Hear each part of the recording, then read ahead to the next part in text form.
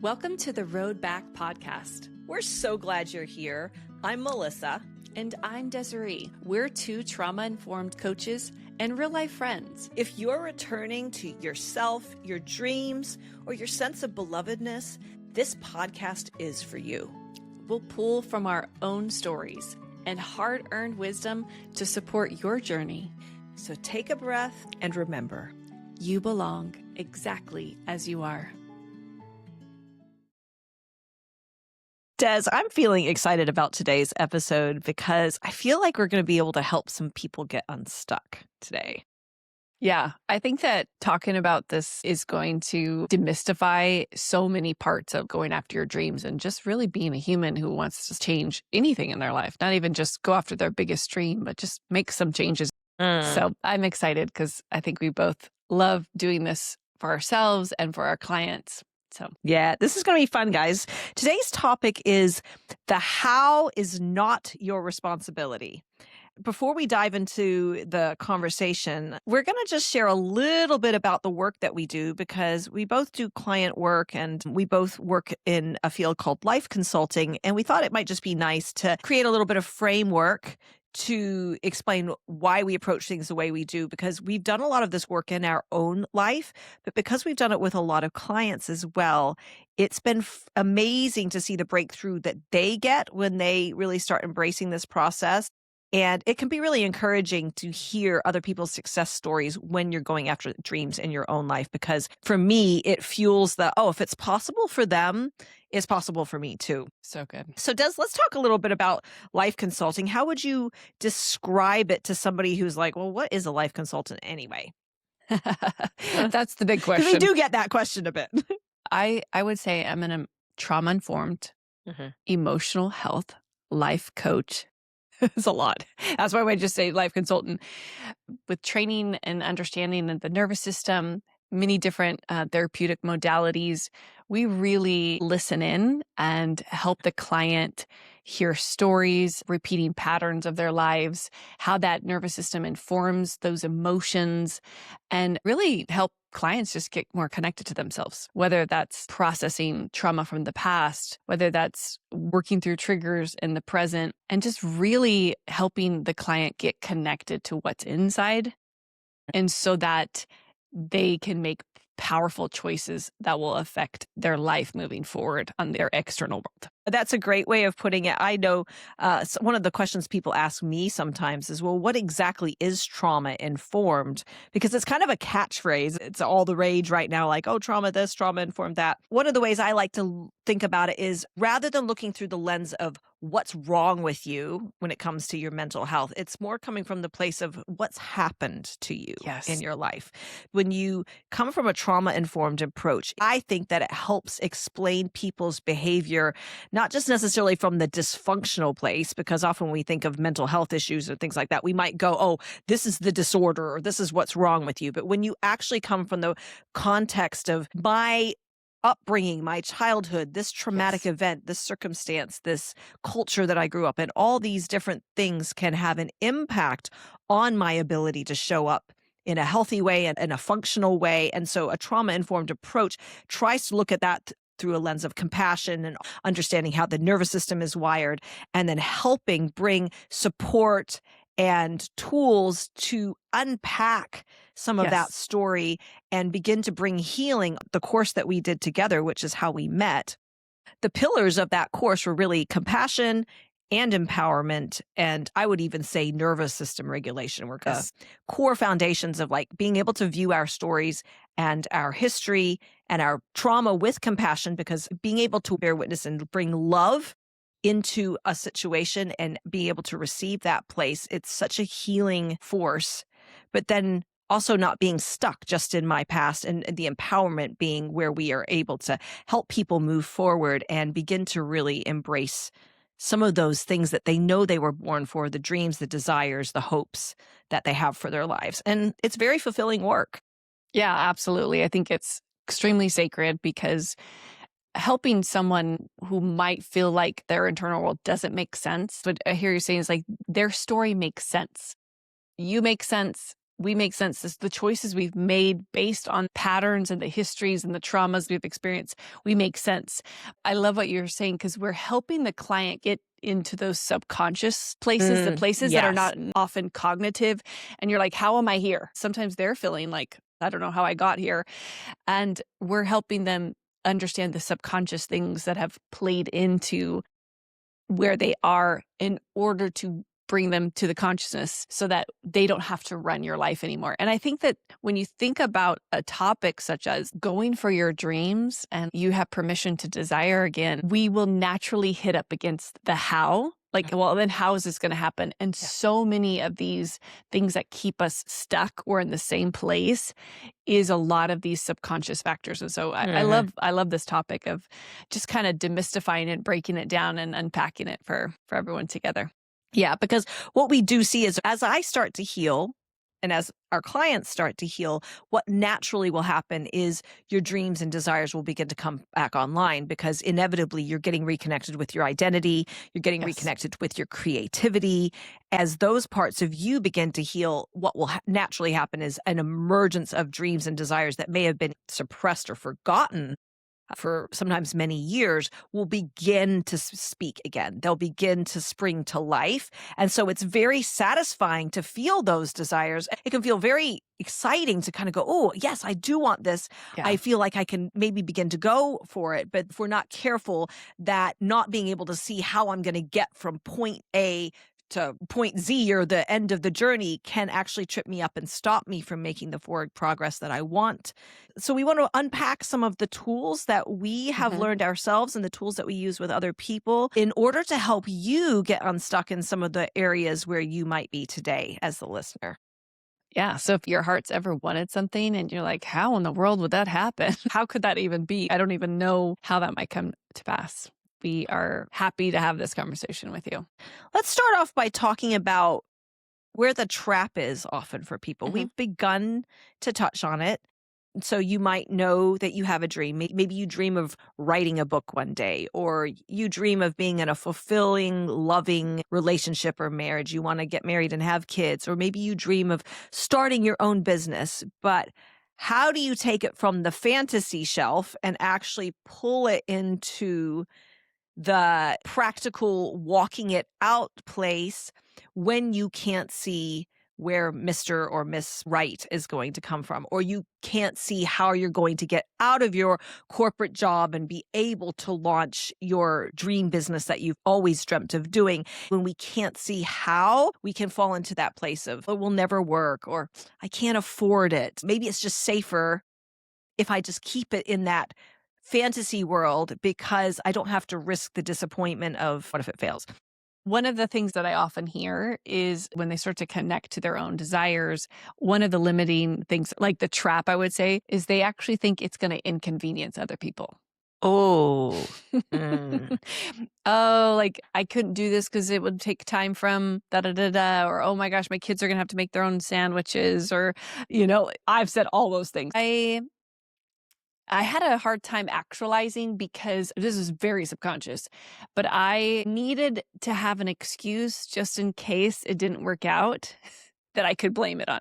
So I couldn't get the time off. I had to drive the kids somewhere. And I think that we all do this in different ways. The story could be that there's some unforeseen, made up reason because it hasn't actually happened yet, but we're using that to stop us. That's the trap. So it could be, I don't have the money, or how could I ever leave my kids for a week? Or how would I have time to do homework and do this thing since I want to change my life? But we all kind of fill in that blank of something because we need to have that little out. I think as humans, we want to feel safe and we want to feel certain. We all have a human need for a level of certainty. Now, we also have a need for uncertainty. There's a part of us that needs some adventure and needs some variety, but different ones of us have different capacities for those things. I have quite a high level of being able to handle uncertainty because I love adventure. But there's certain areas of my life where I crave a lot of certainty. And when it comes to stepping out on a dream or desire, let's just use the example. You want to start your own business and you're working, or maybe you're even just a full-time mom, and you're being faced with the opportunity of, do I step out on this dream? I think that line of, well, I can't see how it's going to happen, or I don't know how I'm going to afford it. I can't afford it. I can't get babysitting. I just don't have the time. All of those things are our own systems trying to protect us from the fear of the uncertainty of, I can't control what the outcome's going to be. Certainty and control go hand in hand. If I have a high need for control, then often it might feel tricky for me to step out on something where I can't see exactly how it's going to work before I take that first step. Right. Another way of saying this, especially through a nervous system lens, is that the nervous system equates control to safety, or certainty to safety. If this is certain, then it's safe and we can proceed. And so many of our dreams and desires, we can't know. We just can't know how it's going to be before we actually walk it out. And that's where a lot of people just stop. I see this client after client, business people I sit with their own businesses and processing what to do. We just don't exactly know until you know. But the nervous system is through your brain saying it's not safe to do it unless we're certain. And so we're talking about a kind of a paradigm shift. Sometimes the nervous system story, it seems wise to us. It seems like, wow, this is so thoughtful. But it's actually just fear. It's just still fear, but it's masquerading as wisdom. Sometimes frugality, or, I'm being responsible with my money, or I have these commitments to these people over here and I wouldn't want to let them down. There are times where that actually would be the appropriate response. And there are times where it is actually a protection mechanism to stop us from having to step out on something that feels scary to us.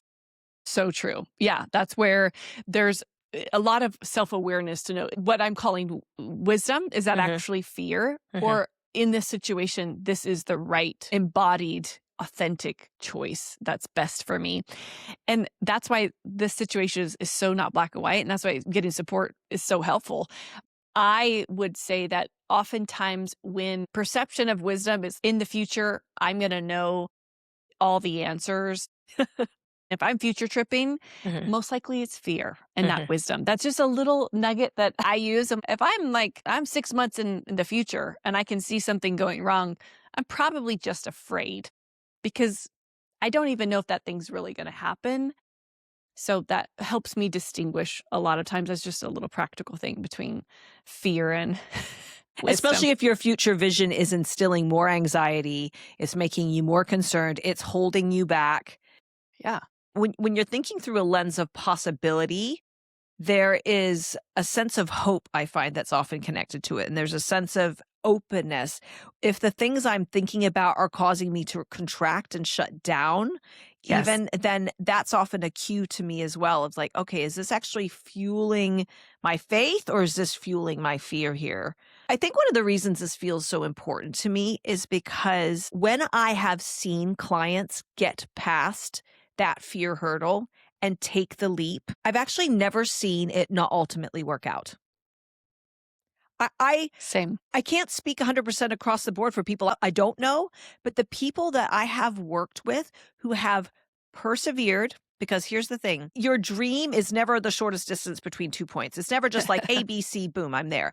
It's like one of those meandering roads. There's twists and turns. There's unexpected highs, unexpected opportunities, there's unexpected beauty, and there can be unexpected challenges when you choose to go on what you could say is the hero's journey, or that journey of actually discovering and stepping into those things that are in your heart. But I have never seen somebody who was willing to stay the course, who didn't ultimately end up in an incredible place that if you ask them, okay, knowing what you know now, even with the challenges, would you do this again? They're like, yeah, hands down, I would do this again. Because where I'm at now, who I've grown into as a person, the ways I've developed, the ways I've faced my fears and I've conquered them, the ways that I have been able to expand my capacity for stepping into the unknown without needing to know every step, that's personally for me one of my biggest growth points is my ability to step out into things where I can't see how it's going to work out yet, because I now have a history book in my life of story after story after story where I stepped out, and then people that I've loved have stepped out, and people that I've worked with have stepped out, and we're like, oh, look, it worked out. I can trust the voice of my heart. I can trust that nudge. I can trust the Holy Spirit promptings, the desires inside of me. And it feels important to me to talk about this. And we talk about dreams a lot, but it's because I know so many people who get stuck. Mm-hmm. And my heart and your heart is like, how do we give people tools so that they can wake up into those aspects of their identity and their DNA that deep inside they're like, if I could do this, I feel like I would absolutely be living the thing that I was born and put on earth to do. Yeah. I love your flex. I'll call it your flex, like the thing that you feel like you've grown this ability, because I think that one of the places I've really tried to focus on is remembering that life isn't about certainty. That's actually not what this whole earth situation is about.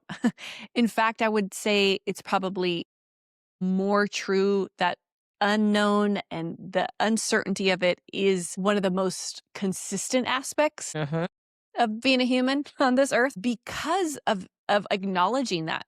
Because I've been able to say, you know what? My dream isn't even about certainty. The goal of my dream is not about a certain even outcome. It's about the process of me being connected to it, giving it momentum, giving it movement, giving it voice, giving it heart. Because I've really worked on that, I'm like, this is actually more important. Because certainty's never been guaranteed. And if you want to bring in the spiritual lens, which I think about this all the time, God doesn't say that there's not going to be any trouble. He says the opposite. There will be challenge, my friends. Like he's like, children, like there will be challenge, there will be uncertainty, there will be pain, there will be loss, but it's okay. Because I've overcome all those things. I am enough in all those things. You will find the grace and the ability to find love through it all. And that helps me when my nervous system is trying to tell me that story of like, don't you remember 10 years ago you tried to do that thing and it hurt, like something bad happened? I'm like, yeah, but guess what? I am okay. That's true. And probably if I move forward, I will have some challenge again, but I think I'm going to be okay. I will have what I need to keep going. So I think working just in a frameworks of belief about life can really help you demystify just how how I have to know everything. I'm like, that's not even the whole point. If you can get to a place where you believe that life is working for you, not happening to you, that will fundamentally change the lens through which you view opportunities and view dreams. If I'm not sure if life is against me, then I'm always going to be waiting potentially for the other shoe to drop. I have to brace myself for the next thing going wrong.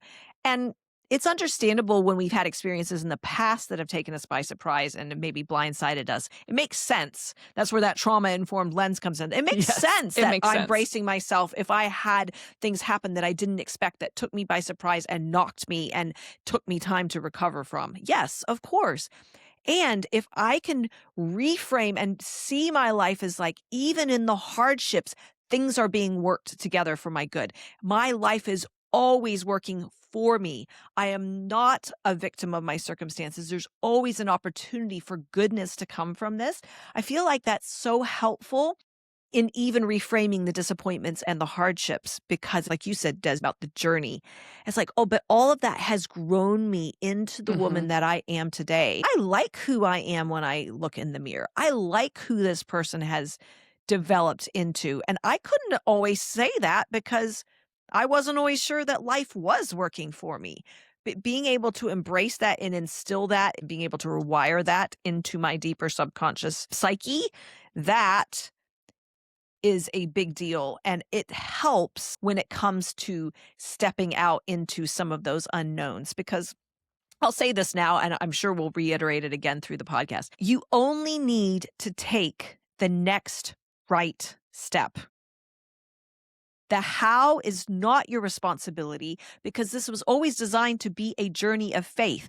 If you're a person of faith, or if you're a person of spiritual inclination, you are designed to co-create your future, pulling things from the unseen realm and releasing them into the seen realm. That's not a path of certainty. That is a path of creation. And the creative process, you think if you've ever created anything in your life, whether it be music, whether it be art, whether it be writing, whether it be baking a cake, there's always an element of, even if I follow the ingredients exactly, every cake I've made has turned out slightly different. Every loaf of bread I've made has slightly turned out different. When I've written things, when I've begun to create things, the actual act of the creative process not only develops character in you, but that's half the fun. And then the result is almost never exactly what you're thinking it's going to be. There's always going to be an element of surprise. And that's the beauty of operating by faith and not just by sight. There's the invitation into the process. And I think that we sell ourselves short when we let fear stop us from taking those steps, simply because we can't see what step 7 is going to be in the 10 steps to get to the place that we need to go to. Right. At step 2, we can't know, we don't know what 7 is. So then we stop at step 2. It sounds like you've done a beautiful reframe. It's a reframing between certainty and mystery. I'm going to call it mystery. And if you can feel more comfortable in the mystery, that helps you stay connected to your identity, to your heart. I think it helps us stay more connected to God. Yes. Because exactly, if something is so much bigger than me, like I'm so afraid of this thing happening in the future, I'm not really allowing for who God is to be present in the right now. Mm-hmm. It's a barrier between communing with God and trusting God. We're talking about like deep spiritual concepts in such a practical way, but we're hoping just to kind of flip some things, flip some scripts, and demystify what fear is. You can choose to be more present. When I get too far ahead, that is the zone where you literally don't have the presence, neither presence of yourself or the presence of God in. So what do I have presence in now? Yeah. I have presence with myself. I have presence with my heart. I notice what it's desiring. I notice what it's wanting. I have presence with God now. What's the next best thing? Yes. What's the next right thing for me to do? Yes. And you know what? People usually know what the next step is. I have asked so many people this, and I say, you probably have had an idea in your head for a while. And they're like, yes. Every time. Every time. I have never asked somebody who was honest and then been like, I have no idea what I'm supposed to do next. I just think that people don't take that inner voice very seriously. And I've actually had conversations with clients. What do you want to do? I have no idea. I don't know anything about myself. And then we talk and we talk and we talk. And she has like 4 book ideas, clear plots and storylines, but she hasn't acknowledged them as ideas. She hasn't acknowledged them as her heart's desires. And I think that that's one of the main parts of what we're doing in our work. Yeah. Often is just helping people be like, that's what that is. Let's connect the dots. Let's connect the dots. That thing that you keep daydreaming about all the time, that's a clue right there. That could be your next right step. That could be your next right step. Or the thing bugging you in your head feels like a far off dream. It's like zooming back into the present moment and going, well, what could I do today? I could look up that thing online. I could call and book that appointment. It's usually incredibly practical. Yes. And it can be so practical that sometimes we want to discount it because the dream feels so far off. We're kind of like waiting for this angelic appearance in the sky or something, like a trumpet blast from heaven telling us this is what you're supposed to do. And it's like, no. That next step is right in front of you. Believe me, that next step is going to lead you to your next step, which will then lead you to your next step. Sometimes you might know 2 to 3 steps in advance, but if we're not careful, we'll go, well, I don't, like we said, step 7. I don't know step 7, so I'm not prepared to take step 1. I mean, I'm just telling on myself here, too. Me too. That's why I'm laughing. Yeah, I know. That's why you're laughing. We're like, yeah, we're telling on ourselves here, too. We have done this so much that we will want anyone else to do it because For one, it's heartbreaking. Oh man, the amount of time I've lost on letting that be the reason I didn't do it. Yes. It's painful. It is painful. It's part of the reason that we care about talking about this. You were talking before about mystery and saying, had I grown comfortable with mystery? There's a verse in Proverbs that says it's the glory of God to conceal a matter, but it's the glory of kings to search it out. And I think humans sometimes, because we want that certainty, sometimes we can just be like, give me the formula.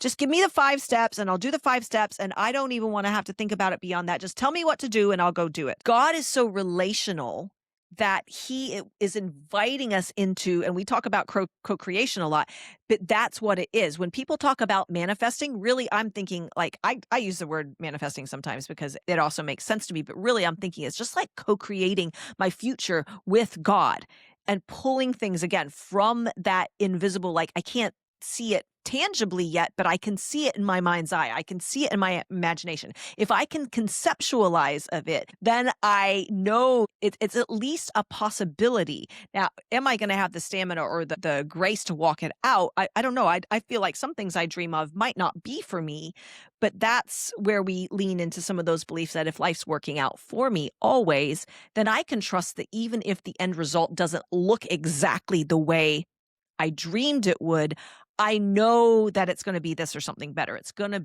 be the ultimately best outcome for me. Because you think of any journey that you start, before you've gone on the journeys, there's been plenty of times I thought I knew what I needed. But when we got into the actual process, you're like, oh, what I actually wanted or what I actually needed was this thing over here. And I didn't have the vantage point when I started to be able to see clearly. And that's why embracing the journey is so important, because the discovery process that you go on as you're walking it out is so important in actually leading you to the place that you ultimately need to end up. Yeah. What you said about realizing what you actually need on the way while you're doing the thing is that's when you actually get the information. I was thinking about certainty and mystery and kind of that big reframe, because sometimes I like to use logical leverage of how many times did I think I knew what I needed? Similarly to you, so it's a little nuanced. It was like how I thought this was going to go. And then the thing did not go that way, people. I was trying to be generous with percentages. I was like, maybe like 25% of the time it went the way I thought it was. But I was like, I don't even think that that's true, because you can't know before you do the thing. You just cannot. It's impossible. We don't get the whole plan. That's just never been like that. There are times I thought I knew what I was going to do. And that kind of gave me that illusion of certainty. And so I went out, but I was like, oh, this is not what I thought. And so I tell myself, hey, even if I don't know, I don't have that certainty, just keep going. That feels helpful, because, I like to kind of debunk parts of my brain that's trying to tell me, we have to know with 95% certainty. And I'm like, well, no, actually, the mystery is safe enough. The mystery is safe enough. That's good. It's worked for me in the past. It's probably going to keep working. Yeah. Yeah, being able to sit with that mystery and that uncertainty and, okay, it's not revealed yet, but I know that as I ask, I seek, I knock. Ask and it will be given to you. Seek and you will find. Knock and the door will be opened to you. God is inviting you to engage. Ask for what you want. Yes. If you're ever too concerned that like, oh, I don't want to tread on God's will for my life, like he needs to tell me, this is a verse that's telling you that you are allowed to ask for what you want. You are allowed to seek it out. You are allowed to knock on doors and ask them to be open for you. It is not wrong for you to take proactive measures in your life to step out towards things. And it's something that I struggled with for many years, and I've seen many well-meaning Christians struggle with, because there can be this passivity that can creep into our lives, thinking that it's all on God. If it's God's will, he'll make it happen. But that's not even what the Bible says. And it can unfortunately get us stuck in these little, like, you're kind of going around the roundabout, just circle an idea, but never really making that forward progress. And it's why I push towards dreaming and doing. You want to have the vision, because without vision, again, Bible says without vision, people perish. They cast off restraint. They don't have a way to go. And I know the times when I don't have a lot of vision in my life, I tend to be more wishy-washy, too easily influenced by everything else around me, because I don't have any kind of conviction or direction. So the value of knowing what you want is really important. And the value of taking that next right step is important. And there is the value of going, there is a role for me to play, but the mystery in the parts I don't understand, there is the role that God plays as well. This doesn't fall solely on my shoulders. Just because I can't see how I can afford it yet doesn't mean I shouldn't step out. Something I think is so important for the listener to know is, especially when we're talking about the how not being your responsibility, is these pillars. From someone who has felt a lot of victimhood in her story, if God doesn't do it, I can't do it. So we're moving into more empowerment. And I think that feels like such a huge shift in people's systems. You could probably see this in our client work. They're like, wait a second, I can choose what I believe and think. I can choose to reframe uncertainty towards mystery. It's a very empowering experience, even naming what they desire. That's so powerful. That in itself is life-changing. I totally agree. So we see this empowerment. And what I think is so lovely about what you're talking about, especially connecting to faith and even holding a little bit of mystery, is that it's not all on you. Yes. When you do what you're supposed to do, and I guarantee you, this is as true as I know God is, and I know it as sure as the sun rises in the sky and the moon at night. Like, it is 100% sure to me, God will be there. You will be met with what you need. Doesn't mean it's not challenging. It doesn't mean it won't cause you to grow probably more than you ever thought, because I'll speak that's true. I'm like, I never thought I'd have to grow this much. I didn't think it was going to feel like this to grow this much. No. Fill in the blank. Mm-hmm. I think we've said this quote before. It's by Rumi, but as you go along the way will appear. And I think that's really activating in such a metaphorical way. Is like, if I start to take the step, then the path will appear before me. I will be met with ground to hold my feet, and then I can keep going and keep going. And so there is that universal risk. And then there's the gift of discovering that you will be met. And that's what we mean by the how is not on you. Your job is to do the step, and God's job is God's job. And he does all the rest that you can't even think or imagine. We can't even begin to fathom the limitless ways that he can meet us, and he will meet us. So good, Des. You know, one of my favorite words is serendipity. I love that word so much. Yeah. And it's like, it means like a happy coincidence of the things that show up in your life that you couldn't have predicted. You couldn't have predicted that it would show up that way. But because you're willing to take that step out and let the ground meet you as you're willing to step, there's something exhilarating. And then it comes together and you're going, how did that happen? Oh yeah, it's not my responsibility. I feel like God sits back there sometimes just like, come on, baby girl, take the step, take the step. I've got an awesome surprise just waiting around the corner if you can just take that next step. And it's going to be so much better because he's the one who can do exceeding abundantly above all that we could ask, think, or imagine. So you think on your wildest, best possible case scenario, he can do exceedingly abundantly above that. And I have seen that when I have been willing to let go and surrender the how, because the how is his responsibility. That's essentially what we've been saying. Yeah. My responsibility is to take the next right action. My responsibility is to ask, seek, knock, get clear on what I want. And when my other responsibility is to even ask him for guidance along the way or acknowledge him in all my ways. He will direct my paths. There is the role. It's not all or nothing. It's not, I don't do anything. I just sit here, and if it's God's will, he makes it happen. And it's not, God doesn't have anything to do with it, and it all rests on my shoulders. And if I can't figure out a way how to make it happen, then I'm screwed. It is this beautiful dance and partnership with God and with me, where he is like, these seeds of desires are inside you. Let me help you cultivate them. Part of the way you're going to cultivate them is by learning to walk by faith and not by sight. It is learning to follow that inner blueprint that is in here, that I see with the eyes of my imagination. I see it with the eyes of my heart. I'm not looking out here for all the confirmation, although the external confirmation can come. Initially, you and me, the people we work with, anyone who's wanting to be able to follow their heart, being able to grow their intuition, being able to follow their dreams, you have to go through that process where you're going, I am willing to look inward and start where I'm at. There's times that I can't see the whole picture. I just know I have the inkling and I know I have the desire. And that can be something else that will trip people up. They're going, well, I can't see the whole picture. And I would say, then start with what you can see. Start with the step you have and the vision you have. And I've heard this analogy used before. You could start driving at night from San Francisco. And if you only chose to drive at night from San Francisco to New York, your headlights would only light maybe a few hundred feet in front of you, but you could still get from one side of the country to the other with only having that bit of space illuminated for you if you simply just kept following. You don't need to see the entire path from San Francisco to New York. You just need to see as far as you can and keep following that. And so that's something else that I know for myself, it sometimes tripped me up because it's like, oh, well, I need clarity of vision. Well, I can't see the entire vision. And so maybe I can't step out. Again, no, just step back. What can I see? What's in the right now? Yeah, what can I see?